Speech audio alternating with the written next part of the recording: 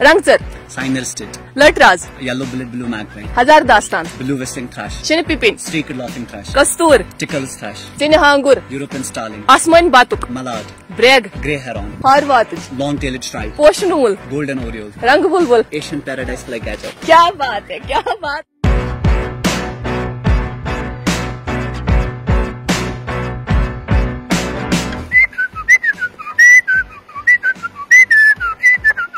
सुबह के टाइम पे ऐसा आपने सुना होगा, आपने सुना है, हाँ बिल्कुल। तो ये वो वाली आवाज होती है, ब्लू विस्लिंग थ्रश आवाज करता है।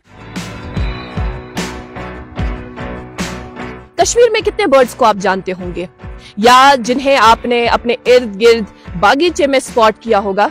चंद ही ना। कुछ ऐसे बर्ड्स जिनके बारे में आपको फोक लोर या फोक म्यूजिक के जरिए से ही मालूमात मिलती है कि आप जानते हैं, वो भी हमारे यहाँ कश्मीर का हिस्सा है। हमारे यहाँ कश्मीर का ही एक यंग ऑर्निथोलॉजिस्ट जो इस पर काम कर रहे हैं। हालांकि हाल ही में उन्होंने एमएससी मुकम्मल किया है, अब वो डॉक्टरेट के लिए जा रहे हैं। इस किताब को तरतीब देने वाले परवेज यूसुफ। आइए।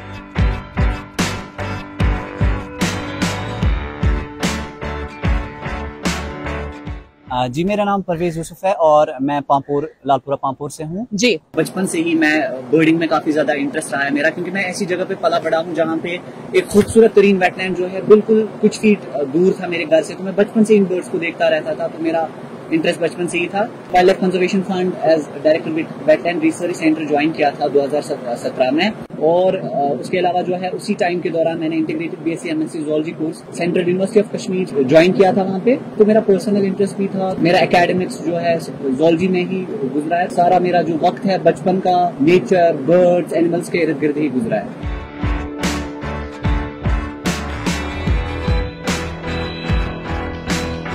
आप आवाज सुनकर ये बोलते हैं हमें कि ये कौन सा बर्ड हो सकता है, ये कैसे मुमकिन है, कैसे कर पाते हैं आप? पहले जब मैंने स्टार्ट किया था तो आपको बहुत मुश्किल होता है बर्ड्स को पहचाना। फिर जो एक वक्त आता है जब आपको आदत पड़ जाती है, आपकी आईज, आपके कान शार्प हो जाते हैं, आप नेचर के साथ एक हिसाब से घुल मिल जाते हैं। हर एक बर्ड का अपना अलग अलग सॉन्ग है। सॉन्ग्स के बेसिस पे भी जो है बहुत सारी बर्ड स्पीशीज को जो है डिफरेंशिएट किया जाता है। कश्मीर में बहुत सारी बर्ड स्पीशीज ऐसी हैं जिनका नाम ही उनके सॉन्ग्स के बेसिस पे यूजुअली पड़ा है। जैसे हम कस्तूर की बात करते हैं जी।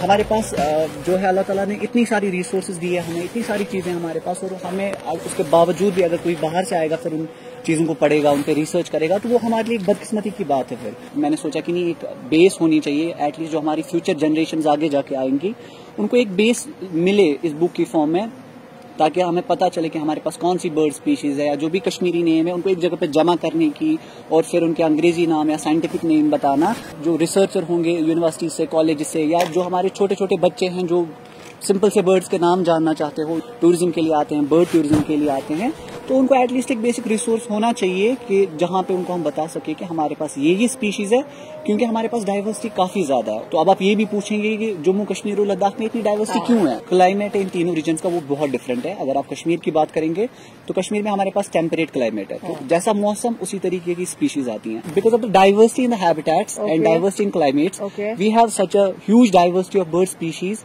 which equals to around 677 species of birds। और जो इसमें दर्ज है, बिल्कुल, अगर आप इंडियन सब कॉन्टिनेंट की बात करेंगे जिसमें इंडिया, श्रीलंका, भूटान, नेपाल, पाकिस्तान आता है, उसमें 1372 स्पीशीज है सिर्फ। ऑलमोस्ट 50% ऑफ स्पीशीज हमारे इस छोटे से रीजन में है।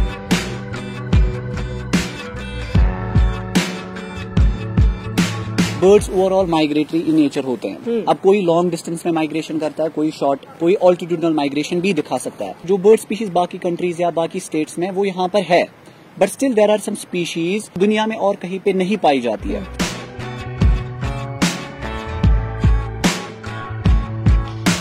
इसी तरीके से बहुत सारी स्पीशीज है जो हमारे एंसेस्टर्स ने काफी टाइम से देखी है। जैसे आपने अभी खुद बोला, रंगचर, गुलाबचर, साबचर, पटियाल, वारियल, ब्रेग, आसमान बातुक, शुरनी बुडन, मोंग, वारियल, इथे कोलर, मतलब जो डल लेक में वो बहुत सारे ब्लैक बर्ड्स है विद 5 बीक्स। तो इनके कश्मीरी नाम इतने सारे हैं, तो हमारे एंसेस्टर्स ने एटलीस्ट कुछ प्रोडक्टिव किया है। उन्होंने बर्ड्स को देख के एटलीस्ट कश्मीरी नाम दिया है, तो वो हमारा काम था बाकी लोग उन तक उनके अंग्रेजी नाम या उनके साइंटिफिक नाम पहुंचाना। तो हमारे पास टोटल 677 बर्ड स्पीशीज है जम्मू कश्मीर और लद्दाख में। उसमें से 555 स्पीशीज जो है जो कश्मीर रीजन में है। बर्ड्स हमारे लिए हर एक तरीके से जरूरी है, चाहे आप कल्चरली बात करें, चाहे आप साइंटिफिकली बात करें, चाहे आप इकोलॉजिकली बात करें, चाहे आप इकोनॉमिकली बात करें, हर तरीके से। मैं आपको एक एक एग्जांपल दूंगा हर मामले में। जैसे कल्चरली इस वजह से इंपॉर्टेंट है क्योंकि बहुत सारी स्पीशीज हमारे कल्चर में डीपली एम्बेडेड है। जैसे कस्तूर वाले कस्तूर, ये हमारे सॉन्ग्स में ऐसे ही नहीं आया है। इसी तरीके से शिनपिपिन में इतने सारा स्टोरीज लिखी गई है, वो ऐसे ही नहीं आया है। कश्मीरी नाम इसका है बेचारे का लेटराज। लेटराज यही है, पुत्र वो है। Okay. मगर अंग्रेजी में इसका नाम है येलो बिलेट ब्लू मैगपाई। ये मैगपाई फैमिली को बिलोंग करता है, लेकिन जितना आपको ब्यूटीफुल दिखेगा उतना ब्यूटीफुल ये है नहीं, क्योंकि ये कौवे की फैमिली को बिलोंग करता है। तो ये चूहों को, छोटे छोटे स्पैरोस को भी मार के खा जाता है। तो जी, तो ये प्रेडेटरी एक्चुअली है, तो ये वैसे भी शिकार करता है। They are a part of a trophic food chain. तो ये एक बैलेंस मेंटेन करते हैं। जैसे कल्चर्स की बात कीजिए, दे आर नेचुरल स्कैवेंजर्स।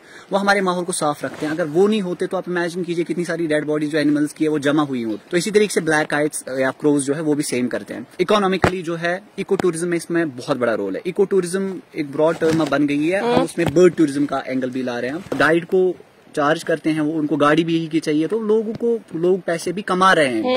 वैसे भी वैसे आप बर्ड गाइड भी है ना? जी बिल्कुल।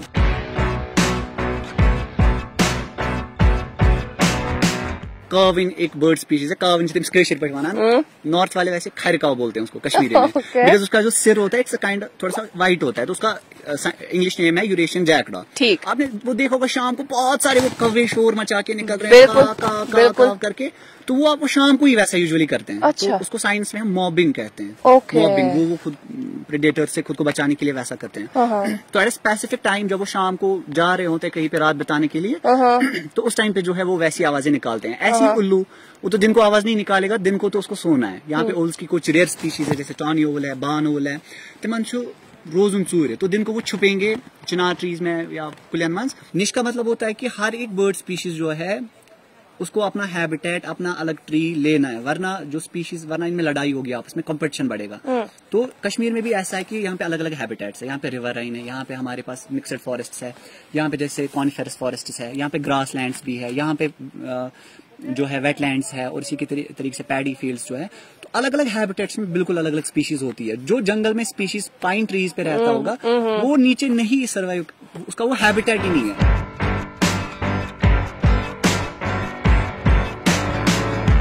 ऐसे कुछ बर्ड्स जो पहले हमें नजर आया करते थे, लेकिन अब उनका नामो निशान हमें कहीं नजर नहीं आता। ऐसी कुछ एंडेंजर्ड स्पीशीज जिनका आपने जिक्र किया हो किताब में। ब्रोह काले मतलब हमारे पास वो कच्चे मकान होते थे, उनमें वो आते थे।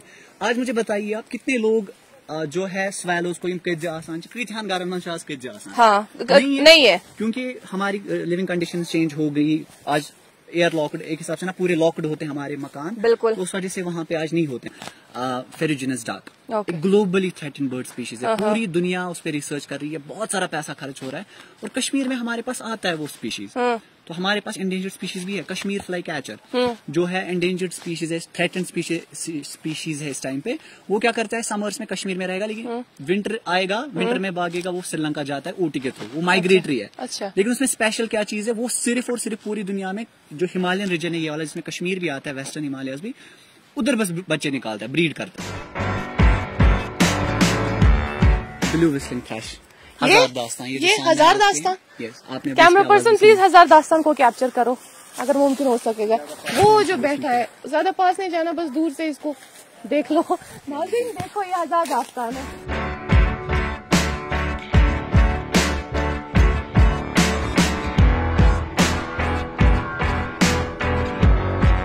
कितनी मेहनत लगी इस बुक को कंपाइल करने में और फिर उन बर्ड्स के बारे में मालूमात हासिल करने में? देखिए, मेरे ख्याल से ये सालों का काम इस वजह से है क्योंकि मैं बचपन से ही बर्ड्स को ऑब्जर्व करता था। तो ये ओवरऑल जो साइंटिफिकली मैंने डेटा कलेक्ट करना स्टार्ट किया था 2017 से, अब 6 साल हो गए। पूरा 1 साल इसको कंपाइल करने में लगा फिर इस डेटा को। तो अल्हम्दुलिल्लाह फिर इसी साल जो है दिल्ली में एक अच्छी कॉन्फ्रेंस में इंडियन हैबिटेट सेंटर में जो है फिर ये लॉन्च होगी। क्या आप इसके लिए पर्सनली लद्दाख गए?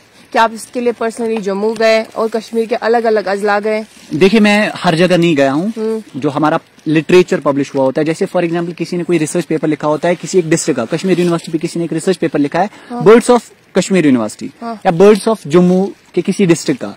सो उस डेटा को जो है जब हम कोई नया रिसर्च करते हैं, that's why research we do search again and again. Scientific literature होता है, उसको कंसल्ट करना काफी ज्यादा जरूरी होता है। स्कैटर्ड प्लेसेस पे कुछ जगहों का जो डेटा स्कैटर्ड था उसको कलेक्ट करना, फिर उसको पूरा तरतीब देना, उसको पूरा देखना कि इसका डिस्ट्रीब्यूशन यहाँ पे है कि नहीं है। और फिर मैंने इसी पे एक रिसर्च पेपर भी लिखा जो हमारा एक इंटरनेशनल जर्नल में रिसेंटली पब्लिश हुआ। तो वो पीयर रिव्यूड जर्नल में एक्सेप्ट हुआ। तो वहां पे जो भी स्पीशीज इस बुक में है वो उस रिसर्च पेपर में भी है, जो कि चीज पे अब मोहर लगाता है।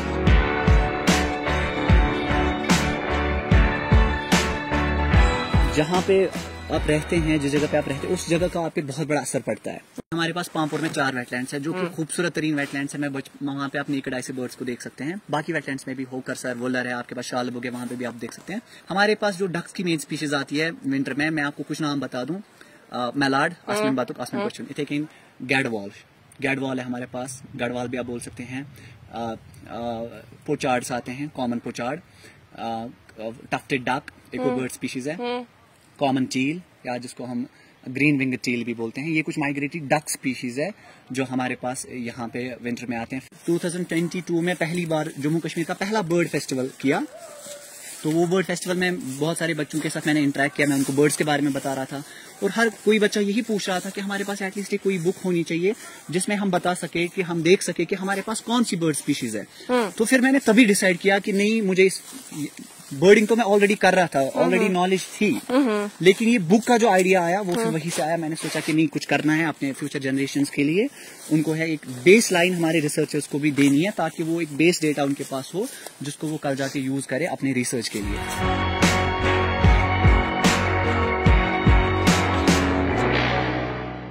पीएचडी करने के लिए सोच रहे हैं, तो आप किस टॉपिक का इंतखाब करेंगे इसके लिए? देखिए, मैंने तो वो भी फैसला किया है कि मैं अगर पीएचडी करूंगा इंशाल्लाह तो वो मैं ऑर्निथोलॉजी में ही करूंगा, स्टडी ऑफ बर्ड्स।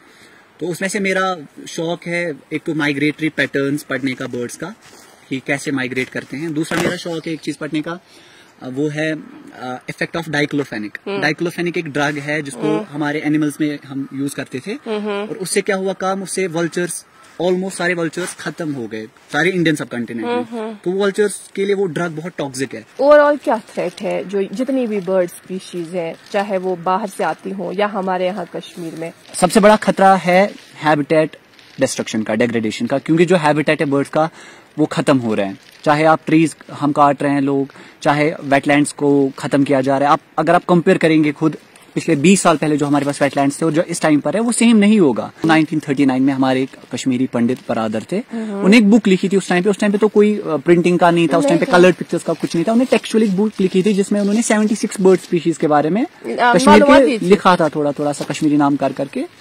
तब से लेके अभी तक अगर आप किसी भी यूनिवर्सिटी की लाइब्रेरी की, गवर्नमेंट लाइब्रेरीज की, तहसील लाइब्रेरीज की, या किसी भी स्कूल, हायर सेकेंडरी, कॉलेज की लाइब्रेरी की बात करेंगे, हमें पास एक बुक नहीं थी जो पूरा बर्ड डाइवर्सिटी हमारे रीजन की बता सके।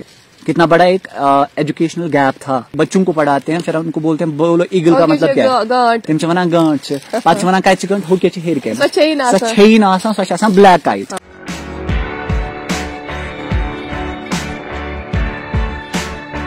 बर्ड्स को अट्रैक्ट करने के लिए सबसे अच्छी चीज यही है कि आप कवर बढ़ाओ। कवर मतलब ट्रीज लगाएं, क्योंकि कवर को एक तो बर्ड्स को प्रेडेटर से बचने के लिए जरूरी है, दूसरा उनको बच्चे अंडे देने हैं उनके लिए भी जरूरी है, खाने पीने के लिए भी जरूरी है। अभी तो मैं कोशिश कर रहा हूँ, प्रायोरिटी मेरी है कि मैं कश्मीर से बाहर ही जाऊँ, क्योंकि थोड़ा सा और एक्सपोजर मिलेगा, क्योंकि थोड़ा सा मुझे लगता है कि मैं और सीखूंगा ग्लोबल लेवल पे बर्ड्स को, क्योंकि कश्मीर में ही नहीं, सिर्फ थोड़ा सा अगर मैं बाहर भी निकलूंगा, मैं कोशिश करूंगा एट ग्लोबल लेवल बर्ड्स का समझने की, तो वो मेरे लिए काफी हेल्पफुल होगा। तो मैं इंडिया में और इंडिया के बाहर भी कोशिश कर रहा हूँ, फॉरेन में भी पीएचडी का। इंशाल्लाह अब जहाँ पे होता है ऑर्निथोलॉजी में, तो मैं उसी में जाऊंगा।